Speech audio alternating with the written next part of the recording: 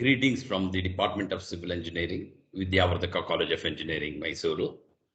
I'm very happy and proud to mention that we have been giving this GATE training since 3 years. So last 2 years had been in online mode and we had good response. This year we have tried to keep this in the blended mode, and I wish many people will be able to even utilize this offline.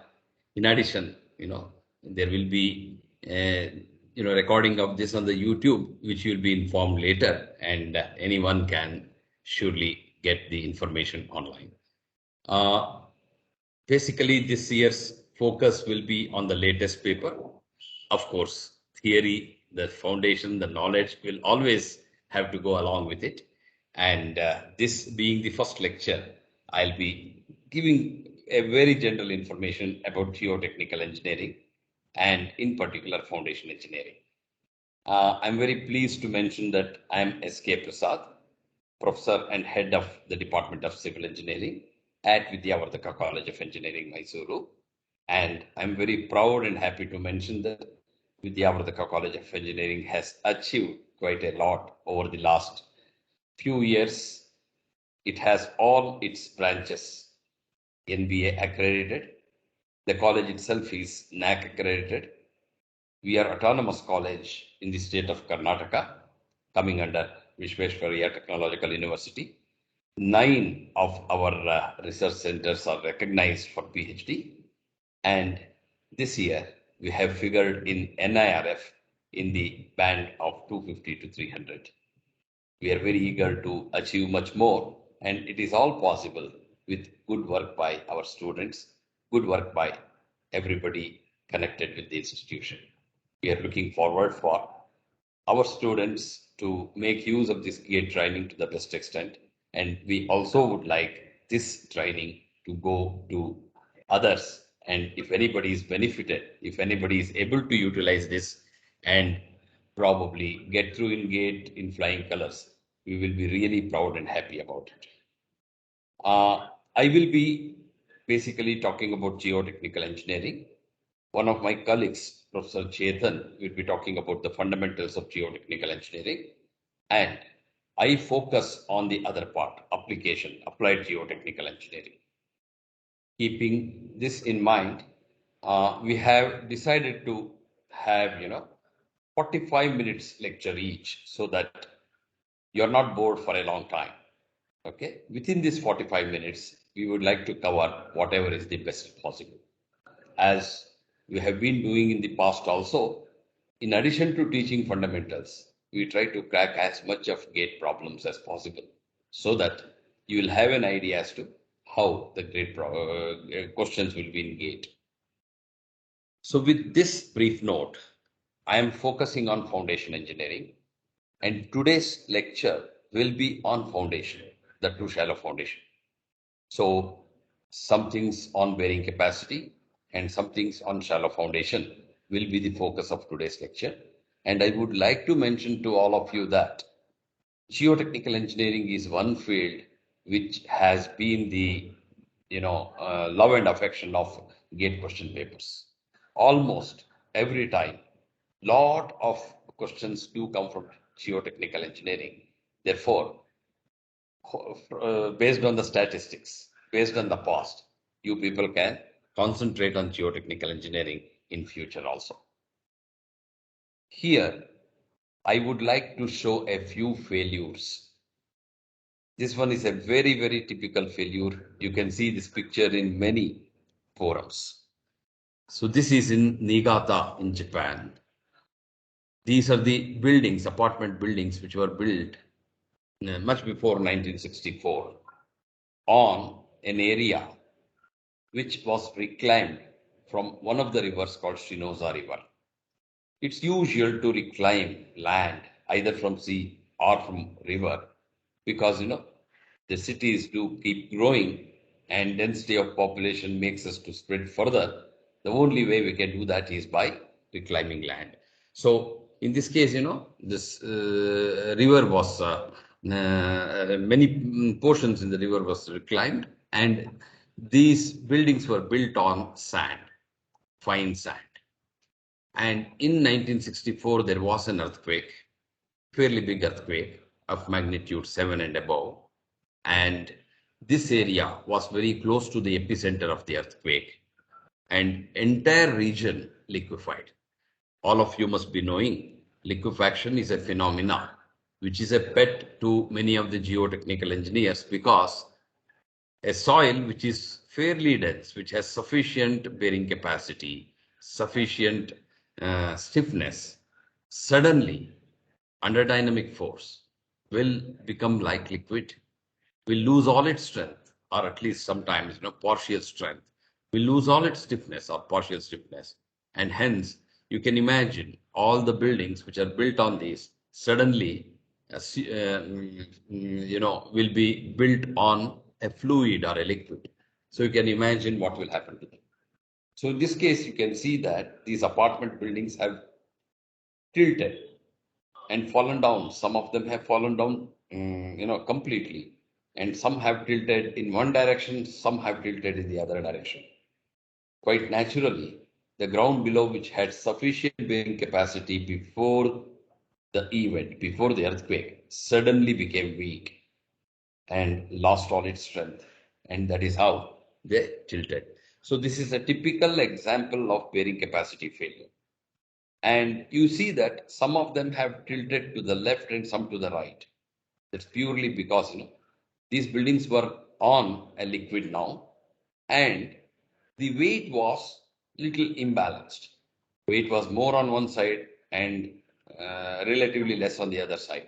It was not perfectly at the center. So wherever the weight was more, that eccentric loading caused the tilt on either side. Interestingly, one of these buildings, this building, you might see that it has not tilted at all. It's because this building was built on pile foundation taken deep into stronger soil. So message from this is, if the ground fails, even though the structural aspects are good, the quality of structural work is good, the building has to fail. On the other hand, if the building is built on a stable foundation, on a good ground, automatically you can avoid many failures. And the structure on pile foundation was taken deep into stronger soil. I also would like to bring you to this particular situation, very famous failure. Even today we talk about it. Even today researchers try to find reasons for the failure. This happened way back in 1913 in Canada, and a place called Transcona. And during that time, lot of emphasis on agricultural products. And whenever you have these agricultural yields, maybe rice, wheat, etc., you have to store them. So this building was built mainly for the purpose of storing the grains. So this is called grain elevator. For this purpose, bins were built, each of diameter 3.66 meters and height, 4.27 meters and height 28 meters. So there were 13 bins in a row and 5 rows, all of them built as you see here. And construction went on well and everything was good. And these were built on a clay foundation, foundation of clay soil, which is called blue clay. They had determined some bearing capacity. At that time, Terzaghi had still not researched on bearing capacity. His bearing capacity theory came into existence sometimes in 1943. Still, people had some idea about bearing capacity and they had calculated something. And after the construction, well, agricultural growth and yield was there, they simply decided to fill up each of these 13 into 5, 65 bins with wheat. Total weight of wheat which was filled was something like 23,000 tons. So 23,000 tons is 230,000 kilonewtons. The moment this weight was put, there was a bearing capacity failure. You can notice that suddenly the entire structure tilted on one side And as it tilted on one side, on the other side, there was an enlargement. It was a clear general bearing capacity failure. And after that, people again tried to calculate, found out that whatever calculation, whatever safe bearing capacity was assumed was much lower than, much higher than what actually was. And the ultimate bearing capacity was much lower than the pressure which was put due to the filling from all the 65 pits. So later on, of course, it was brought back to normal, plumb, and strengthening of the foundation. Several things happened, but my emphasis here is again, bearing capacity failure. Why does this failure happen? It's purely because the assumption, the assessment, what we have made is much, much higher than what actually is the situation. And actual situation may change according to the situation. Previous case which I showed was the nature's fury. People had not thought about earthquake, and earthquake caused extra force. In this case, the structure was loaded full. They had not probably designed for this ultimate load. So we have to keep in mind. I also would like to take you people on to some of the classical problems which we face. And these are the informations which I have collected from newspapers alone in the city of Bangalore. See, lots of constructions do happen in the city of Bangalore, and some of them get noted, some of the mistakes which are observed, might go unnoticed. So in these cases, I'll be showing three, four cases. These are the situations which came to the notice of public. And I got this information from the newspapers. So this is a building. These are two buildings actually on Hutchins Road in Pulakesh, Nagar, which caved in sometime in in July 2019. Why did they cave in? It's purely because the load was much more than the capacity of the ground. So in this case, you see a five-storied building, in February 2020, which got tilted. You can see the amount of tilt it has experienced. The tilt is again because the load is eccentric and the pressure on one side is much, much more than the capacity. So building could not take that force. And when it tilts, it can cause enormous amount of problem to the neighboring structures. Plus, it can also fall on another structure here, causing huge damage. This was in October 2021, and the Bangalore City Corporation said that soil testing was poor, illegal construction, more floors than what was expected, therefore more load. So it was subjected to much bigger design load than what actually is. Likewise, I would like you to see in October 2021, where the blame was on the heavy rains. And because of the heavy rains, a building in Kamala Nagar tilted. Now, question is, can you blame the nature? It's our duty to understand what can be the worst situation. And even under the worst situation, the building has to perform well if it is within the design period, if it is within the lifespan designed for. So in this case, the blame was put on heavy rains, but natural that whenever there is heavy rains, soil gets saturated, and because of this, there is a possibility that it may soften, its strength may reduce. The other situation is in October 21, a eight-story police building, it tilted again, because of the problem associated with the foundation. And white cracks were seen, and naturally all the families had to be evacuated. You need to identify what exactly is the problem and rectify. Here also the problem mostly should be with respect to foundation, our wrong assessment of foundation. So, friends, main thing I would like to mention to you is that a foundation soil has to bear the load of the superstructure, load of the structure which is built, additional load of the structure which is built. And when it's based this additional load, it should not crumble, it should not fail, it should not experience excessive settlement. So we need to very carefully identify how much is its bearing capacity and how much is the settlement it experiences under the given load. And you should also know what is the allowable settlement. So there have been, some questions which I took from the previous question papers and also very general questions because, this is the first class and I would like you to have a fundamental knowledge of foundation and bearing capacity. So please try to answer this question. I hope all of you are very smart, therefore you should be able to answer a very simple question. When do you call a foundation is shallow?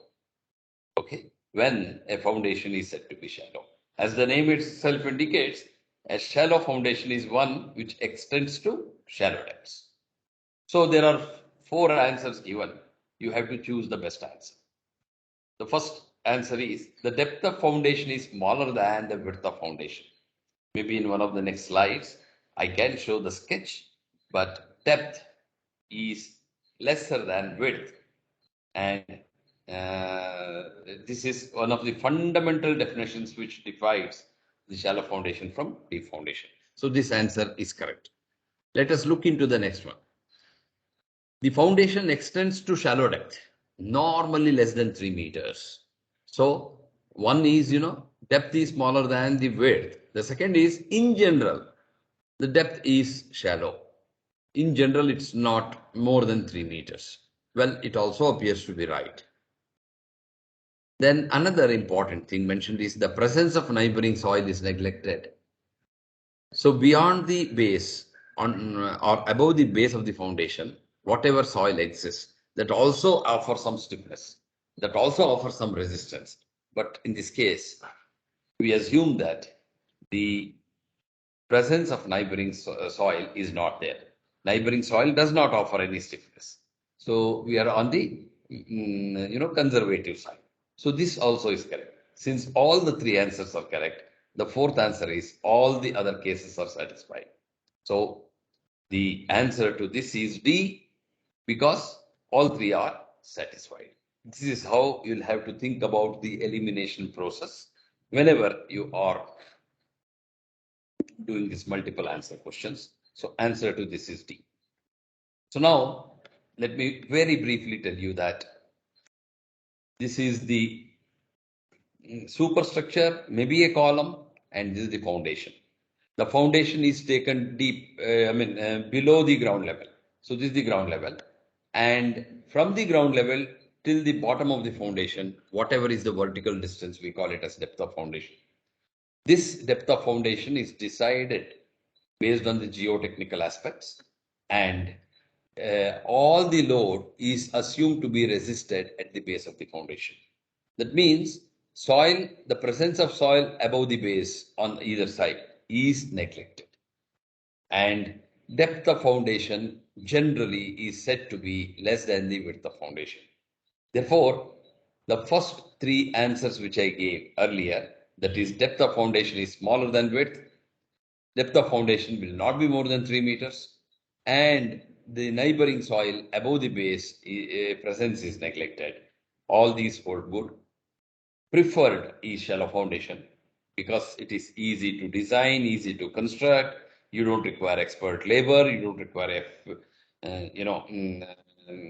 sophisticated equipment. You can do the work quickly. It's very economical and so on. Only when it is not possible, you need to go for deep foundations. So these are some of the shallow foundations. Isolated footing till raft foundation. Raft foundation is a complete shallow foundation. On the other hand, a deep foundation is one which extends to great depth. That means, the depth of foundation, that is from the ground level till the bottom of foundation, whatever is the vertical distance, it is much, much higher than the width of foundation.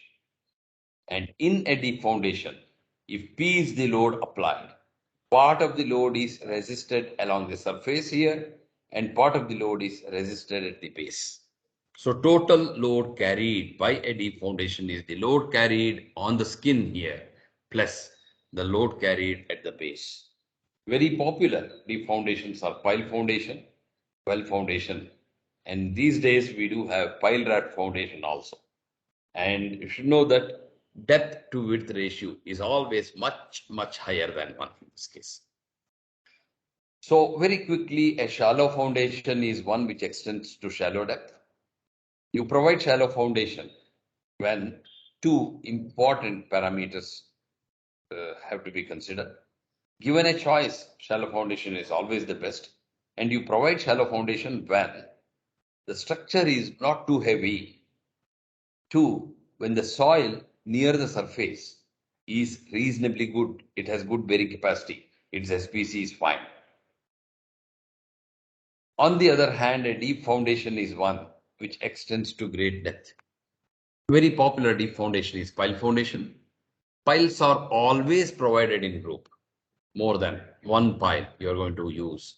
And even for one column, you may have two piles, sometimes even three piles. So the number of piles depend upon the load which is to be carried and the capacity of the ground and so on. So in deep foundation, or you go for deep foundation, there are two situations. One, when the structure is very heavy. Two, when the soil near the surface is poor, its capacity is not so good. And given a choice, we don't prefer deep foundation because it's more expensive. It requires much more expertise. It requires big equipment. It takes a longer time. The investigation, soil investigation also is more laborious and so on. Well, now I would like you people to answer this question. Pick a shallow foundation among the following. I already mentioned to you, a shallow foundation is one which extends to shallow depths. So you need to pick a shallow foundation among these. I talked about pile foundation now. Pile foundation is a deep foundation. It extends to great depth. It actually transfers the load at deep elevations, at great depths. Then you have raft foundation, which is one of the classical shallow foundations. Well foundation is another typical deep foundation, especially provided in watery areas, maybe in rivers. Okay, when you want to go for a bridge pier in the rivers or river beds and so on. And even our great Taj Mahal was built on well foundation. Well foundation is also called Kaizon. These days, we also talk about another foundation called pile raft foundation. This also is a deep foundation. Therefore, the right answer is raft foundation. That's the only foundation which extends to shallow depths. As I said, a shallow foundation will be typically like this. The foundation depth will be smaller than the width. Foundation depth will not exceed 3 meters. And then the neighboring soil on either side will not take any load. So an isolated footing, combined footing, or raft or mat are typical of shallow foundations. As I mentioned earlier, pile foundation is one which transfers the forces through the skin of the or through the surface of the pile to the neighboring soil plus at the tip or at the base to the soil below.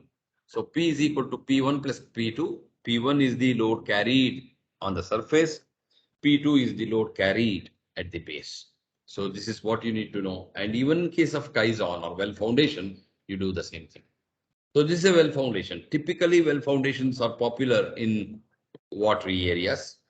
And this is a typical Kaizon, very huge. Its diameter will be much more than 2 to 3 meters. Therefore, people can actually get inside and work or maybe repair.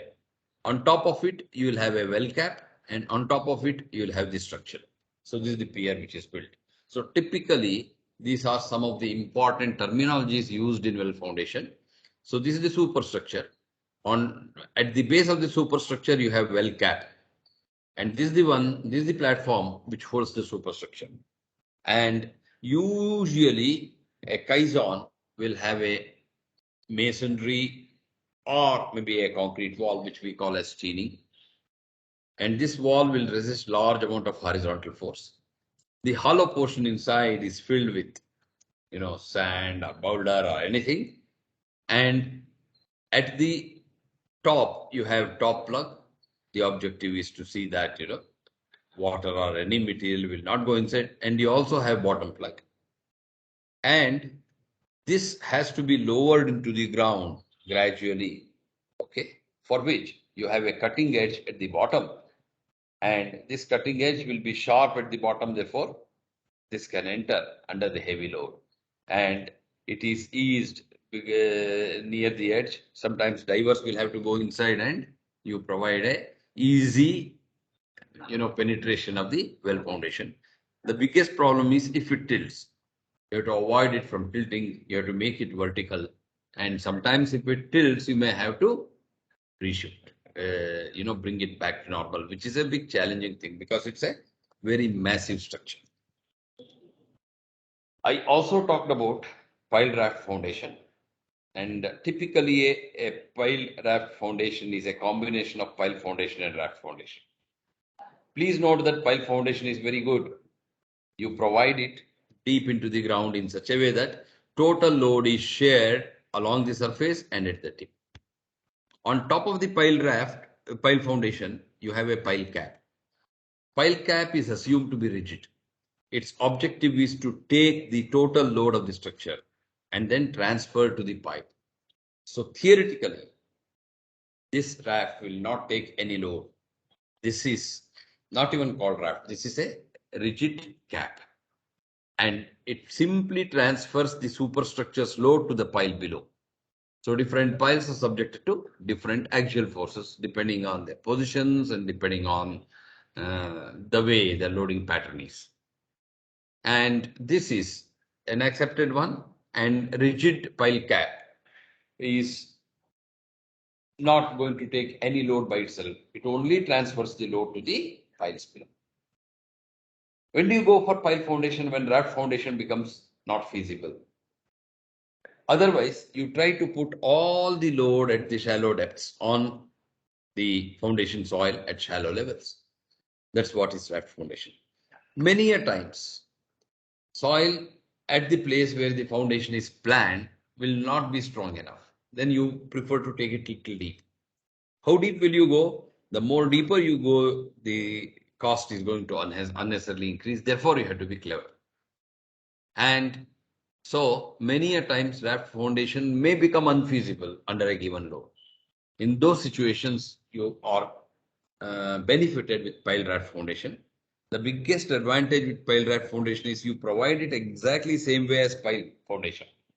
Only thing is the pile cap which is in pile foundation itself will become rafted. Therefore, pile cap is assumed not to take the load by itself. Its objective is only to transfer the superstructure load to the pile. In this case, the raft or pile cap, whatever you call, this also takes some load. So, if there is total load P, a part of the load P1 will be shared by the raft. Therefore, to the pile only P minus P1, that is P2, will only be distributed. Therefore, number of piles can be reduced.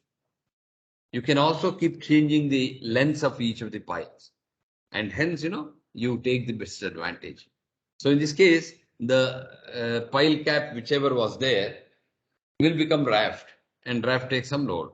And whenever the soil near the surface is pretty strong, this raft will take much more load, and hence, the problem becomes more simplified because only the remaining load will go onto the piles, and number of piles required or length of piles required can be considerably reduced.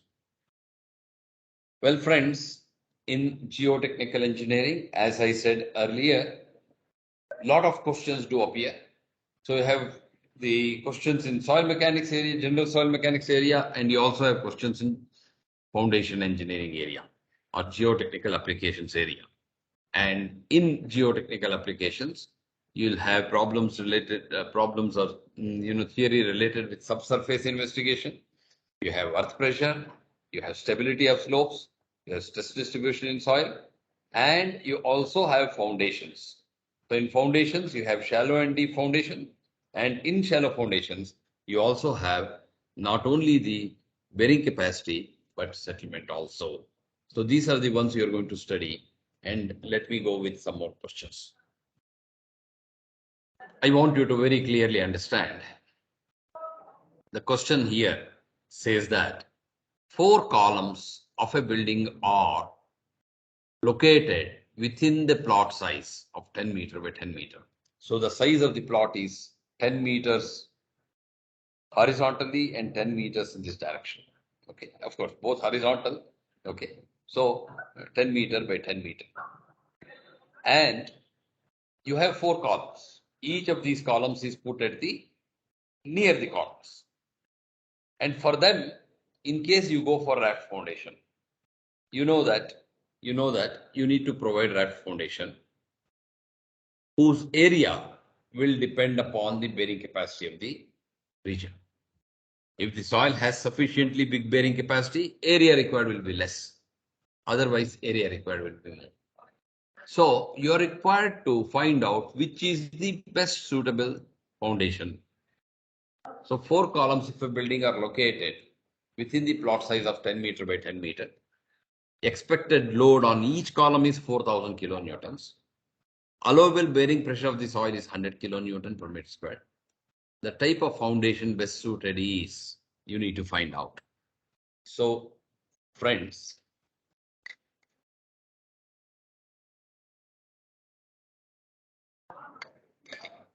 area of the plot here is 10 meter by 10 meter. 10 meter here, 10 meter here, total 100 square meters. Area required for each individual footing will be total load on the footing is 4,000 divided by the allowable bearing capacity, which is 100. So 4,000 by 100.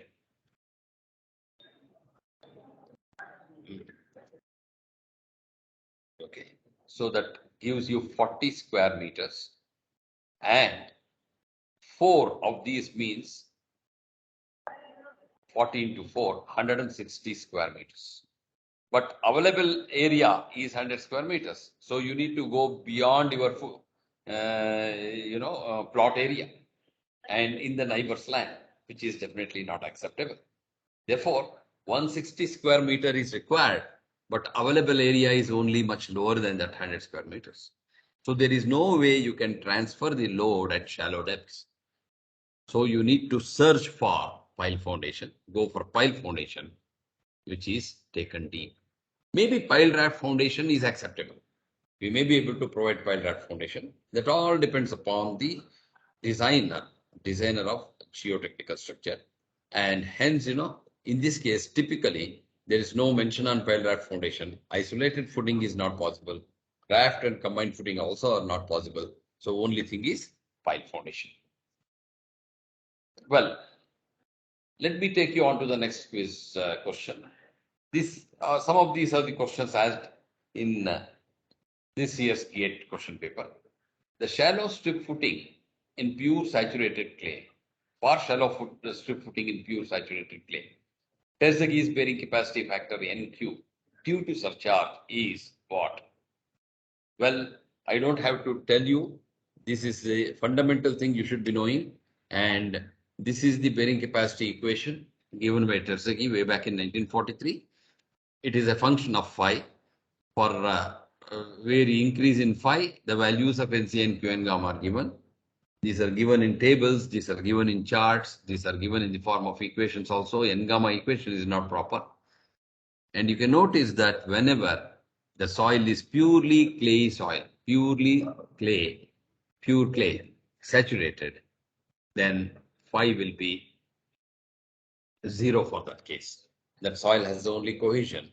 And for phi equal to 0, NQ is equal to 1. Therefore, the answer expected is always 1.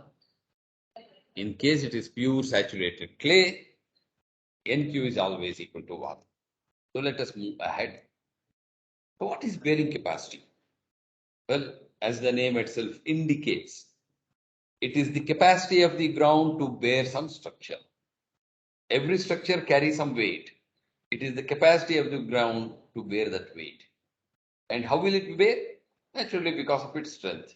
So, the stronger the ground is, it can bear more and more load. Therefore, the necessity is to assess how much is the load or force the ground can carry. Okay. And any load in excess will cause either the failure or basically excessive settlement. And in this case, bearing capacity is mainly the failure. You just imagine you have a weightlifter. He can lift up to certain weight, and anything more, he collapses. Just like that, soil keeps on bearing the load, and anything more, soil collapses. So that collapse itself is shear failure. And in bearing capacity, there are a few terminologies like ultimate bearing capacity here. As the name itself indicates, it is the ultimate, the maximum pressure the ground can withstand.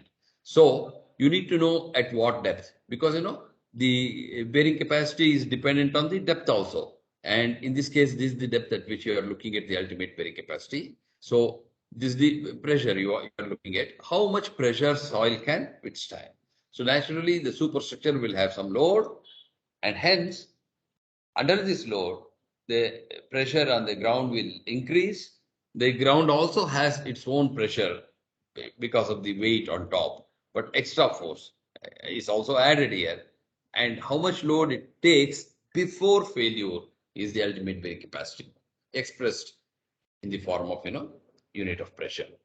So ultimate bearing capacity is you keep on loading this, and at one particular load it fails, and when it fails you can record, you can notice why it fails and how it fails, and the failure load divided by area will give you the ultimate bearing capacity. The most important thing which we use from the design point of view is safe bearing capacity. It is that safe extra load. Please note, safe extra load soil can bear in addition to its own weight. In short, we call it as SBC. Therefore, safe bearing capacity, if I call as QS, Q naught is the earlier overburden pressure. So, overburden pressure at the ground surface will be 0. Maybe a 2-meter depth, it is equal to gamma times 2 meter. So, overburden pressure is already known. It's the weight which the soil was taking earlier, plus some extra load it can take. And that extra load it takes, you apply some safety factor. Therefore, if QF is the ultimate bearing capacity, QF minus Q naught, you divide by factor safety. And if nothing is given, usually in case of geotechnical engineering, because of large amount of uncertainties, F is taken as 3. Therefore, remember, ultimate bearing capacity, net ultimate bearing capacity, safe bearing capacity are all some terminologies. Ultimate bearing capacity is expressed by QF, which is the maximum load the soil can take.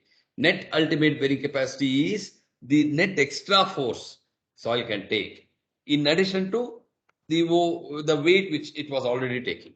And safe bearing capacity is the safe extra load it can take in addition to the earlier weight. So you apply factor safety to that net ultimate bearing capacity.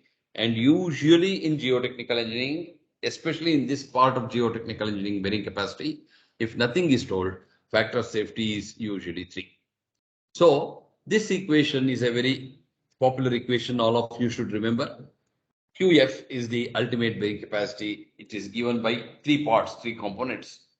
One component actually talks about the cohesion in the place, and another component talks about the weight, and the third component talks about the density of the ground in that area. So NC, NQ, and gamma are called bearing capacity factors, which purely depend upon the friction angle of the ground. C is cohesion, D is depth of foundation, B is the width of foundation, and gamma is the unit weight or density of the soil. And remember, this ultimate bearing capacity, whatever I showed here, is for strip footing.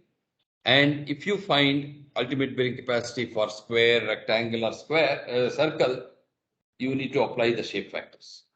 Therefore, QF will change according to the type of the foundation you use, the shape of the foundation you provide, and it's equal to CNC into SC plus gamma d NQ into SQ plus 0.5 gamma BN gamma into S gamma, where SC, SQ, S gamma are called shape factors.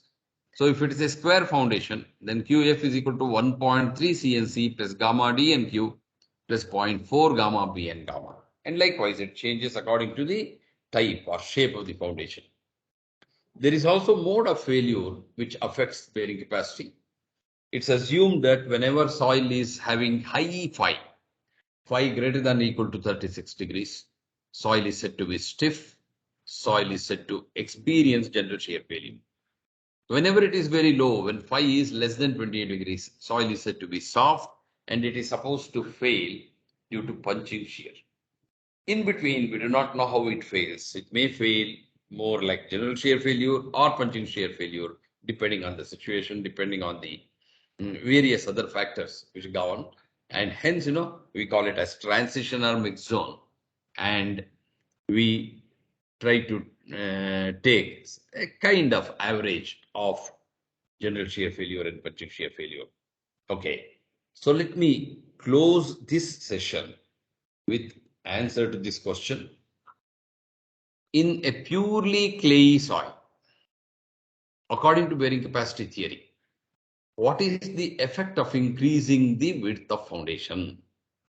Please note, the equation for foundation bearing capacity is given by this.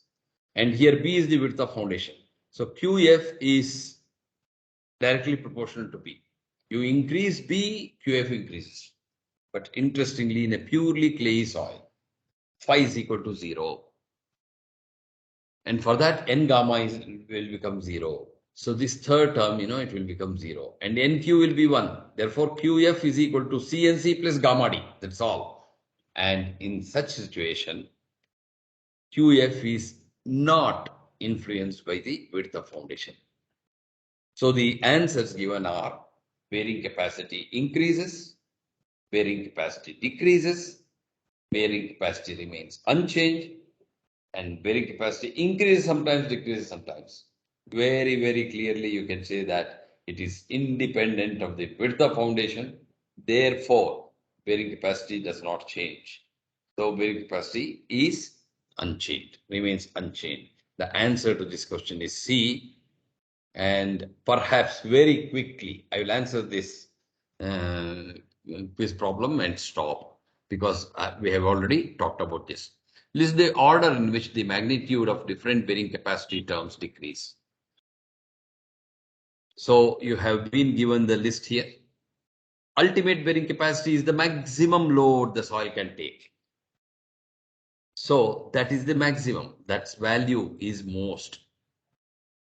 On the other hand, safe bearing capacity is ultimate bearing capacity divided by F in general, where F is the factor of safety. And if S is equal to 3, then safe bearing capacity will be 3 times lower. So please note here, net ultimate bearing capacity is ultimate bearing capacity minus the overburden pressure. Safe bearing capacity is the overburden pressure plus safe extra load soil can take. And net safe bearing capacity is the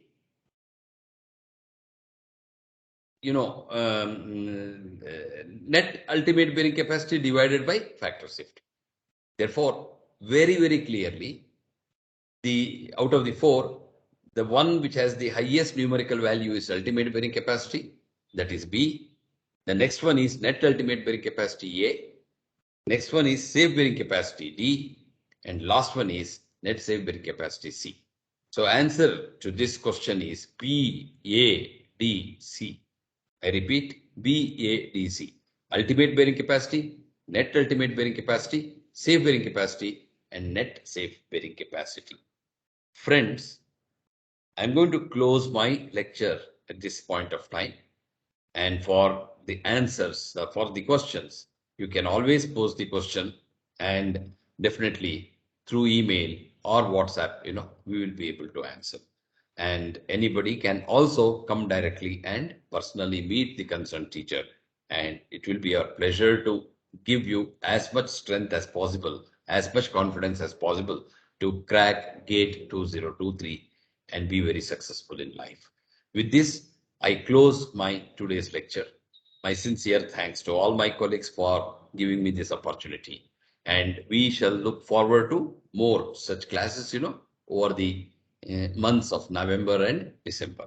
Thank you, every one of you.